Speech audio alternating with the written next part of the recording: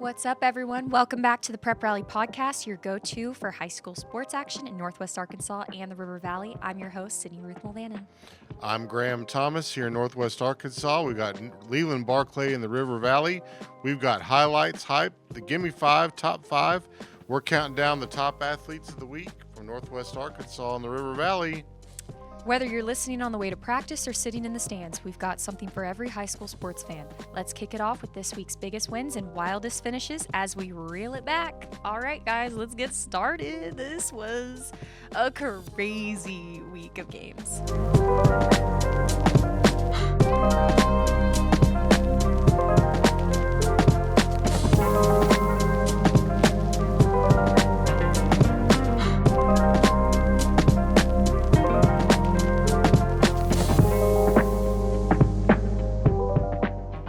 Let's reel it back, y'all. Let's talk about some of these games this week. They were wild. I think we got to start with you. Battle of Springdale. Yeah, the Battle of Springdale. Woo! The Prep Rally crew was at that one because we have an episode coming out soon, and it's the Battle of Springdale. Har-Ber and Springdale in one episode. You don't want to miss it. It's a good one. That was a crazy game. I don't think I've ever been to that much of a wilder game. It was just crazy how, especially like Har-Ber, Springdale at first, like both sides when they got there, just super chill. And then all of a sudden you hear so much taunting going on. And Trash talk. Yeah, no, seriously. Like one of my favorite moments was kicker for Springdale when he was practicing. He was kicking it towards the student section at Har-Ber, and I think the Har-Ber student section fell for it because they were like, hey, man, make sure you kick it that way and all this stuff. And just some of the Springdale players were smiling and laughing about it. And then I think it was in the first quarter, that same kicker hit a 56-yarder and made it. He got AJ Woods got the last laugh. Yeah, didn't he? so I don't think he has a problem with directional kicking. I think it was just a taunting tactic, which worked. Did anybody pick Springdale to win this game? No, I know I should have. Well, I should have. Diana did. Yeah, our producer. You should have seen her during the game. She was, of course, unbiased, but at the same time, she was like anytime Springdale had a touchdown, she was like, I can't. Well, I'll tell you what, Springdale High with a huge 47-43 win over the Wildcats at Wildcat Stadium. Just a great ball game. Springdale had a big interception return right at the end to kind of slam the door. That was also a wild one. I will give the video to Diana for this, but Faith and I were on the sideline, and I did get half of that interception down the field before Faith and I got trampled by Springdale players. I mean, y'all, I stepped on the field. I don't know if that's allowed, but I didn't want to get run over. So now, Sydney, that was scary. If you get ejected from a ball game, I don't know what there's. The ref saw me clear as day and saw how tiny I was compared to these players. I don't think he minded. He was like, her life just got saved. Well, I know Leland loves a good rivalry, and I know you probably had some reacts to Springdale getting the big win over Har-Ber. Well, in a game like that, a rivalry game, the big difference, Har-Ber had 535 yards of offense, and we knew they were probably the better offensive team, but 3 turnovers by Springdale. Har-Ber, 0 by Springdale, and one of those turnovers went the other way, 94 yards for a touchdown. So, again, big game, crosstown rivals. Turnovers was the difference. And Carson Hayter played really well for Springdale. Not only did he run the ball effectively from the quarterback spot, he threw it too. Mm-hmm. And when they get that kind of a combination going with the kind of offense that they run, that makes them really tough. And a shout out to Easton Hahn as well. That kid plays on both sides of the ball, and even he had a difficulty with his hamstring throughout the game, but he kept going in and out. And you could just tell Springdale just wanted it a little bit more. I think some of their players were just like on the side cramping a little bit, but they still continue to go out there. So that was impressive. Remember, folks, this week, Springdale episode, Prep Rally Road Trip. How about that? I know. I'm giving you. He's giving another plug. Hey, I'm excited about it. These are really good pieces that you guys do, and maybe one day we'll get to be a part of one. So,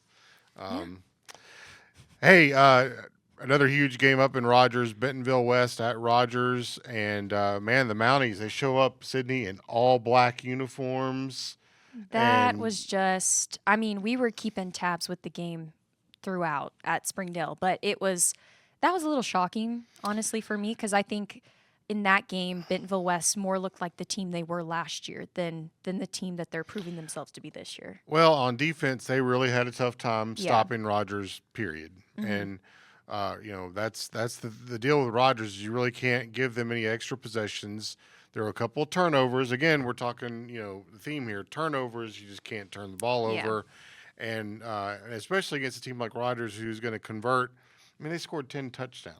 I mean, what That's was it last week during the Fayetteville game? It was like 5 turnovers, a couple of weeks something like ago that. when Fayetteville turned it over 5 times against Bentonville West and got Yeah. darn near mercy ruled.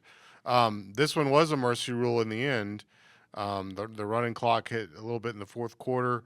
Bentonville West did score 42 points, and I'll tell you, they've still got a really good team. They They do. just gotta They do. they've got to look at the film and kind of figure out where they went wrong on defense. Now, look, this is something that a lot of teams are saying about Rodgers. They have not figured out how to stop Jeff Regan.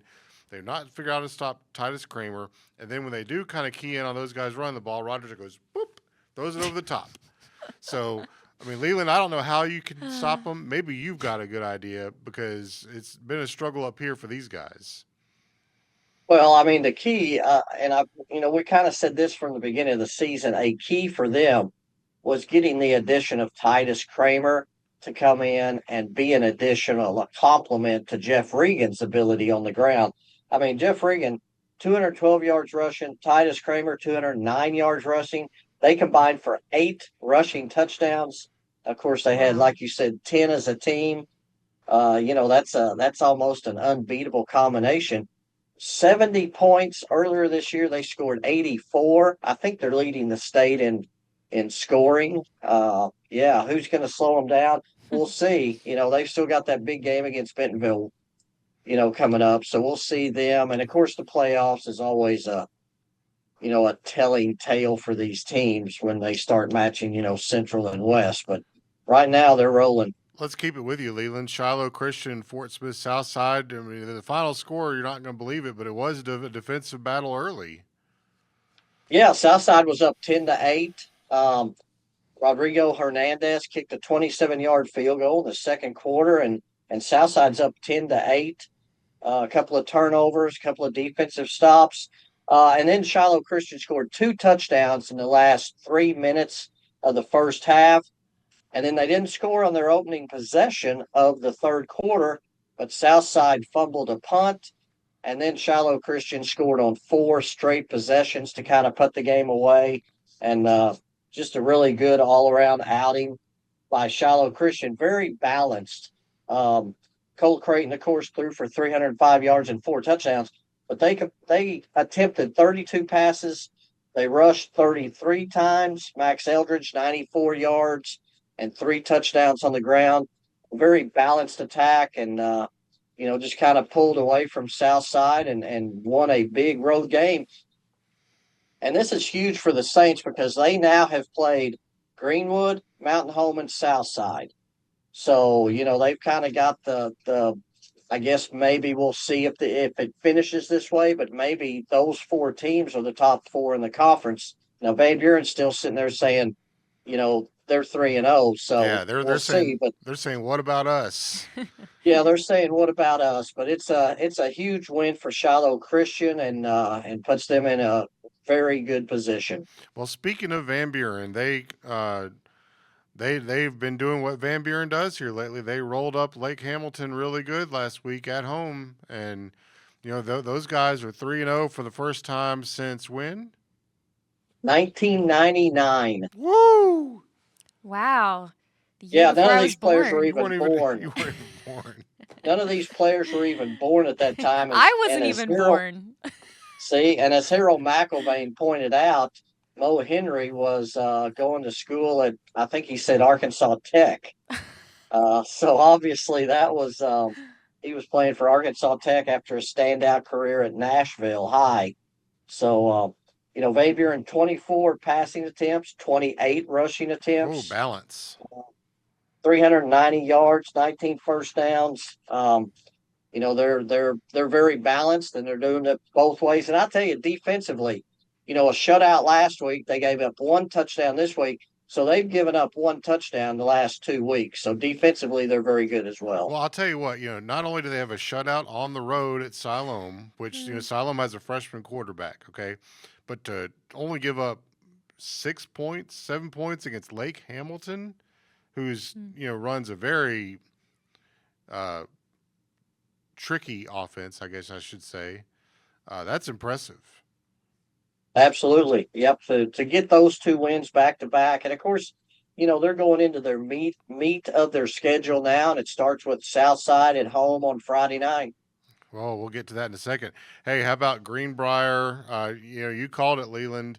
Asan, the running back from Greenbrier, really had a big night against Farmington, and the Greenbrier Panthers got the win. Yeah, Farmington led at the half 28-21, and then Enoch Asan scored 4 touchdowns in the second half, ended up with 280, I think, rushing. Big game for him, and we'll see if these end up being the top 2 teams in the conference. A lot of ball left to be played, but Greenbrier is definitely took a big step on Friday night to be in that number 1 seed. And last and certainly not least, Sydney, the Fayetteville Bulldogs are back on track. They broke that 3-game losing streak and got them they scored 62 points and beat Northside, and everybody's feeling good again. And I'm going back to what I said. This team is really dangerous and really capable because they can score a lot of points.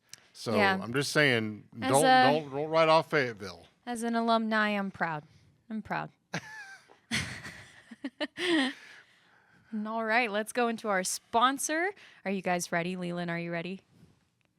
Sure. Okay. Take control of your pests with Wes.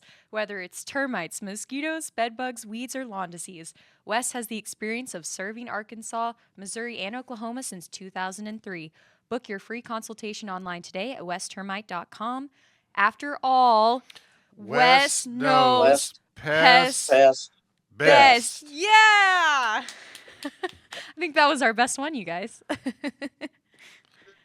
All right. When we come back, we'll look at the upcoming matches and predictions. Stay tuned. This is Prep Rally. Welcome back to Prep Rally. We're going to get into some upcoming matches and predictions. Okie dokie. Here we go. Well, we're just going to start off with the big one this week. And, on paper, you might think, well, Bentonville's 6-0, Fayetteville's 3-3. Okay, this is a huge one. Bentonville at Fayetteville is always a big one, and usually goes a long way toward determining who's going to win the 7A West Conference. So, Bentonville has kind of been laying in the weeds a little bit, Sydney. They've beaten Northside, they've beaten Har-Ber, they beat Rogers Heritage last week. Those games haven't gotten a lot of the pub that we might give some of these others. Yeah. You call it the Battle of the Better-villes, right? Yes, this is the Battle of the Better-ville. So I want to say, purple will reign on Friday night. And that's what I'm going to continue with. Purple will reign on Friday night over Bentonville. Boy, we're just jumping right into the picks here, Leland. We're not even gonna break this thing down. We're just purple rain. Yeah, Fayetteville will win over Bentonville just because I think they got a lot to prove in this game, and they're still a really good football team. And it's a rivalry for them. I think this is the biggest game for Bentonville and Fayetteville, whether other people want to say not, but it is. You know what you just done is that's gonna be on the loop in the Bentonville locker room all week. Is purple will rain, purple will rain. Well, I hope so. It's up to you if it gets in your head. It's a mental game. Well, I'll tell you what. Fayetteville beat them twice a couple of years ago, including in the state championship game, and then Bentonville got a little payback last year. This one's at Fayetteville. It's really difficult to win, at Harmon Field. Rogers, when Fayetteville just seems to really get going there on offense. So we'll just see, because Rogers had a tough time there as well. I mean, I think it's, up there with the Battle of Springdale, Battle of the Better-ville. Like, this is your second top rivalry. So it's going to be an intense game. Now, Leland, this is not anything that you haven't said before already.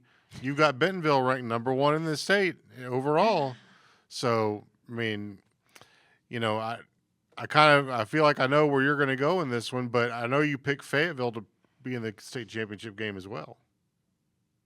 Yeah, I mean, I've picked Bentonville number one in the Arkansas sports media poll since the beginning of the season. Um, because two things, they play defense and they run the ball.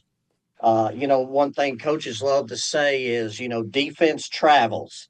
So we know that Bentonville's defense is going to travel to Fayetteville on Friday night. Now, does Fayetteville have the better skill set players? That's possible. Hank Hendricks and throw into that, array of receivers. Um, because here, I think the biggest thing is we know that Fayetteville is better than 1 and 2. Is Bentonville as good as we think they are? That's really the two biggest questions going into this game. And I think Fayetteville is better than obviously a 1-2 record. I think Bentonville is, I just think they're just really a good team that's just kind of, went through the motions the last couple of weeks. But I think I think Bentonville wins the game. Tough road assignment for sure. We're already getting into the who you got. So, let's go do a little some more of the big games though, just to mention here. Rogers, coming off the big win against Bentonville West, travels to Springdale. Springdale comes back home and got a tough assignment with the Mounties. Mm-hmm. Har-Ber a little down in the dumps a little bit after losing the rivalry game. They've got to travel to Bentonville West, who's a little down in the dumps after losing at Rogers. So that's the down in the dumps bowl. Which team is gonna get back up off the deck and come win? And then how about this one? The Winless Bowl. Winless Northside visits Winless Heritage. Somebody's going to come out of here with a win. Leland's going to be there. I mean, he's going to be there to see it. And, wow. This is a big game for both teams, Leland. So Battle of the Winless Bowl. Oh, so does it mean if they if they lose, they're the winner of the Winless Bowl? No. No. Not at all.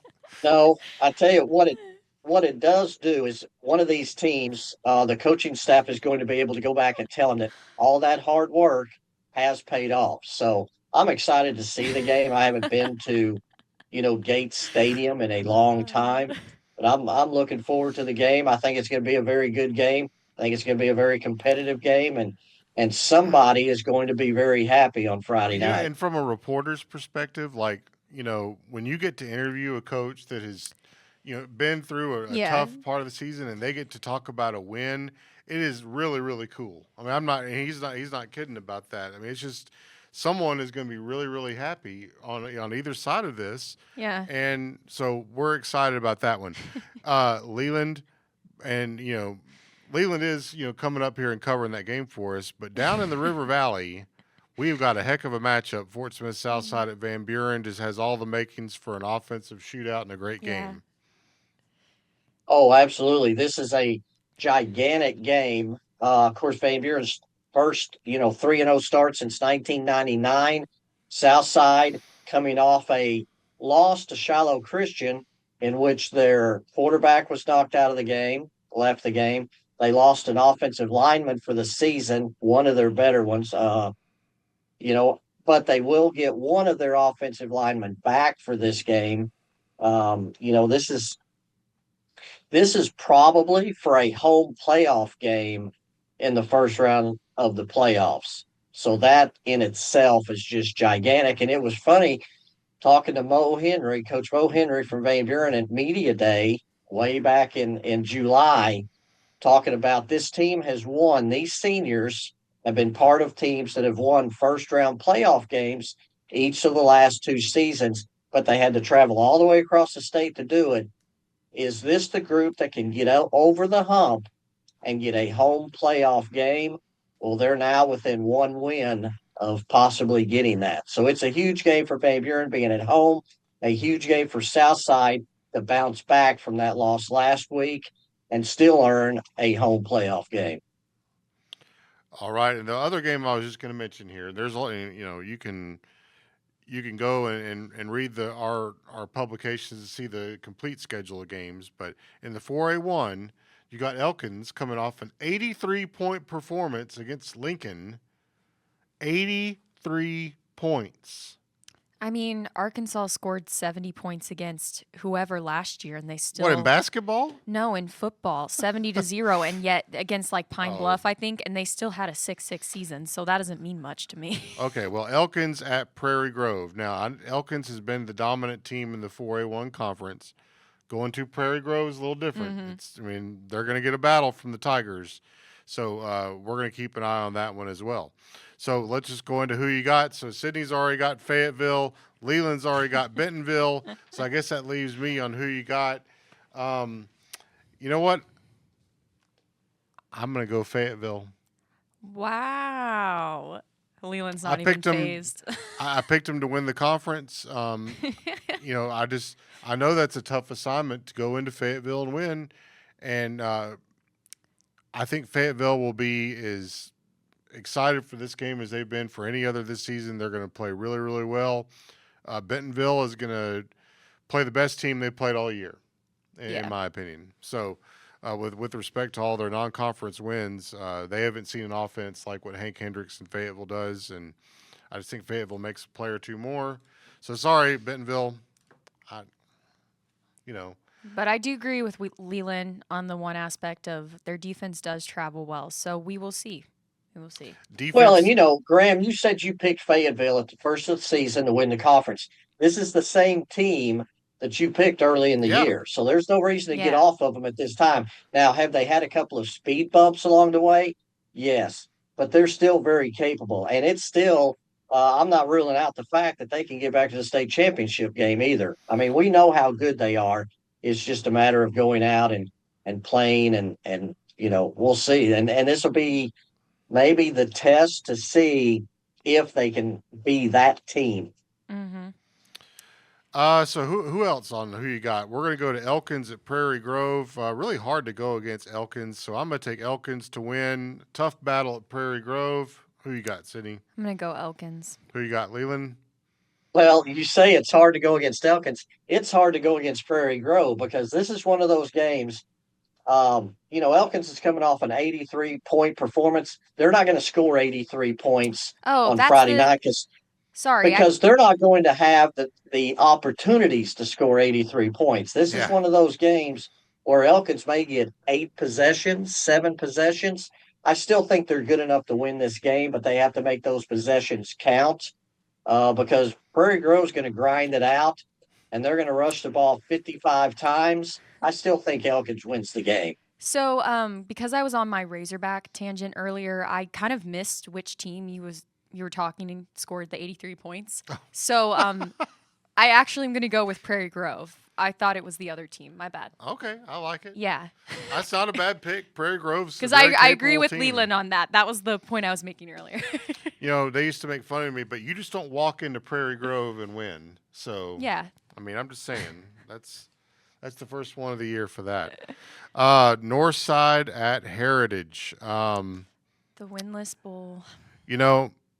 With all love and respect to the Heritage coaching staff, Coach Munoz is just a great guy and really enjoy visiting with him. But I think Fort Smith Northside is just going to have a little too much for Heritage to deal with. So I'm going Northside at Heritage. I'm going to go Northside as well, yeah. Leland, who you got? Yeah, I think that Northside has at least adjusted now to losing Drew Jackson for a few games. Warren Bijou has moved to quarterback. I think he's gotten more comfortable in that spot now. And I think that's the difference in the game is that Northside has adjusted to a loss of their quarterback, and I think they win on the road. We'll go Rogers at Springdale. I like Brett Hobbs a lot. What a great win. But I think they're going to have a tough time slowing down Rogers. And they're going to throw the kitchen sink at trying to stop Rogers. And I just don't know how that's going to work out. So I'll take Rogers. Who you got, Sydney? This is going to be my tough pick of the week. I think Springdale had the momentum on Friday night, and they did get really encouraged from that game. But again, as Leland was saying earlier, about 500 and something yards on a defense given up to Har-Ber. So I'm going to have to say Rogers on this one. But I do think it's going to be a hard-fought game. Leland, who you got on this one? Well, this is going to be a very interesting game to watch from Springdale's defensive perspective. Kenneth Chick is a veteran defensive coordinator at Springdale. He was on Greenwood's staff when they won multiple state championships, came to Fayetteville for a year, and then went and joined, Brett Hobbs at Springdale. He has seen high-powered offensives throughout his career. So it'll be interesting to see what he has dialed up on defense on Friday night. Now, I don't think it's going to be enough to stop Rogers. Nobody has stopped Rogers. Can they slow him down some? I think they slow him down some, but Rogers still wins. The big one in 6A West, Fort Smith Southside at Van Buren. Man, I have been going back and forth on this one. It seems like every time these two play, Southside is too much for Van Buren, but I just don't know this year. I'm concerned about the injuries on Southside side of things. Is the quarterback going to be back? And Van Buren's at home. So I'm going Van Buren. Who you got? I'm on a roll with Van Buren, so Van Buren. Leland? Well, let's see. No, I think for the most part, I think this is a toss-up. But I just think Van Buren right now has a lot of momentum going, and Southside is beat up some. And I've got to think Van Buren at home with the momentum they have going, I think wins on Friday night, wins against Southside 2 years in a row. So that's our who you got this week, Sydney. Yeah. And before we get into the Gimme 5, we want to remind everyone that NWAOnline.com and River Valley Democrat-Gazette are the premier spots to get all the greatest and latest news in all of high school sports. Additionally, you can follow us on Instagram and Facebook at Prep Rally Sports, where we share exclusive interviews with players, coaches, and also Prep Rally Road Trip, which is pretty awesome. So you want to stay tuned for that. Oh, and be sure and pay attention to our Facebook page over the next few weeks. You guys have got some things coming from Basketball Media Day. They're going to be just so much fun. Don't give it away, but you want to stay tuned for that. And no basketball player was spared. Let's just get that off the chest here. So now we're going to go into our Gimme 5. My name is Jonah Calderon, and this is the River Valley Gimme 5. These are the top 5 performances of the last week in the River Valley, and we're going to get a little defensive in this edition. Number 5, Braxton Hubble, a sophomore defensive end for Boonville, in a 42-7 win against Greenland on Friday night. 3 sacks for the sophomore defensive end. 3 Number sacks, 4, that's more than Walmart has. Yeah, that's a good performance. Number 4, who wears number 4 for the Mansfield Tigers, sophomore halfback Silas Burton in a 70-14 win against Levac on Friday night.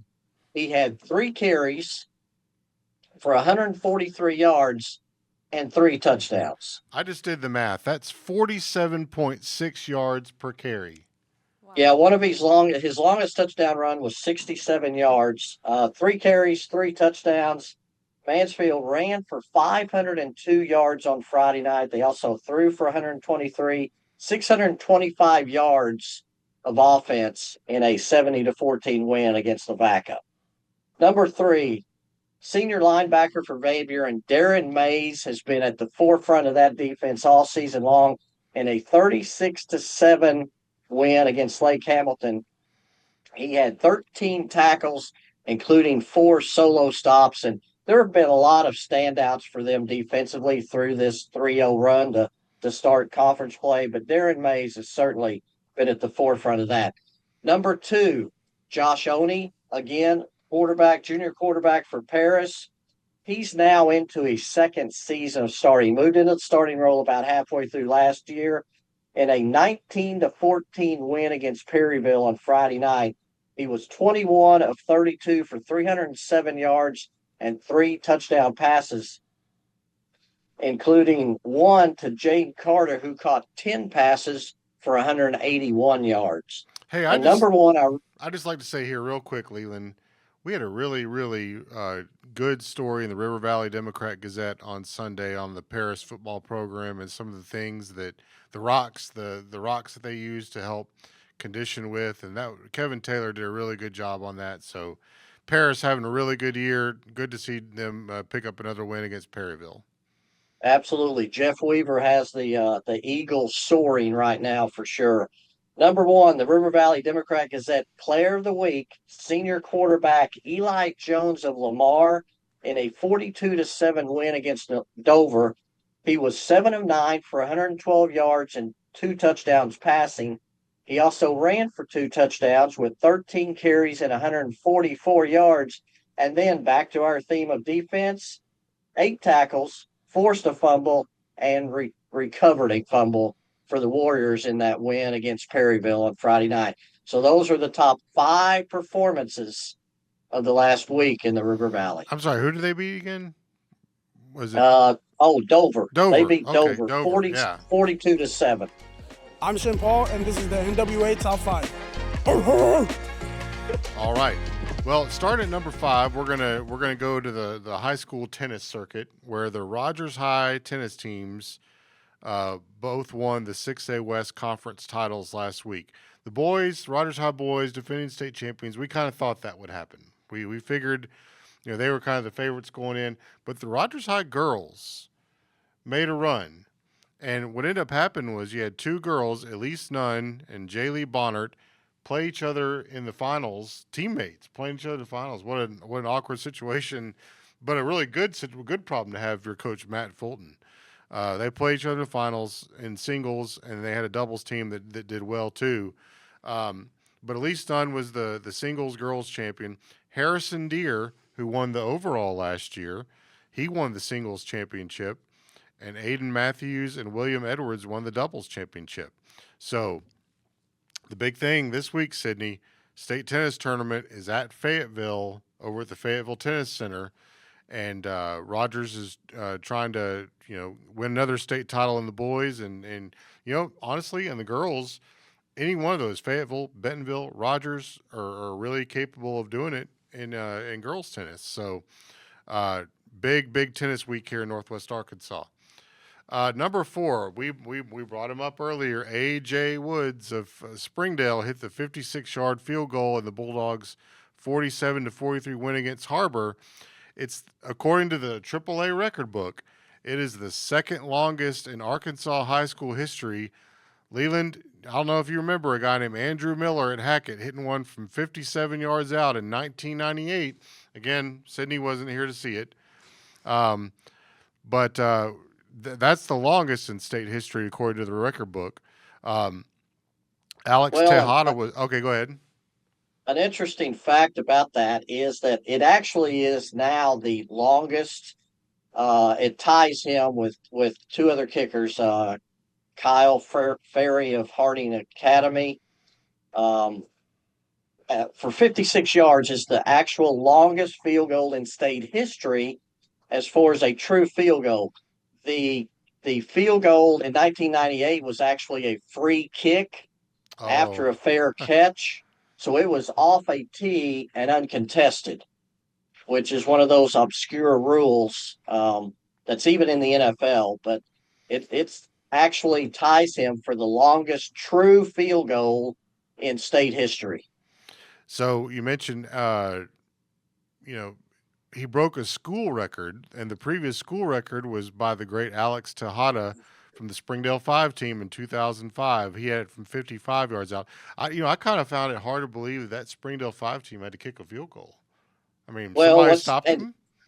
And Tejada, if you remember him correctly, I remember the next year when he was a senior, he was a junior on that state championship team. But the next year at Alma, they came to Alma to play, and he was kicking field goals before the game. And you know how high the press box is at Alma.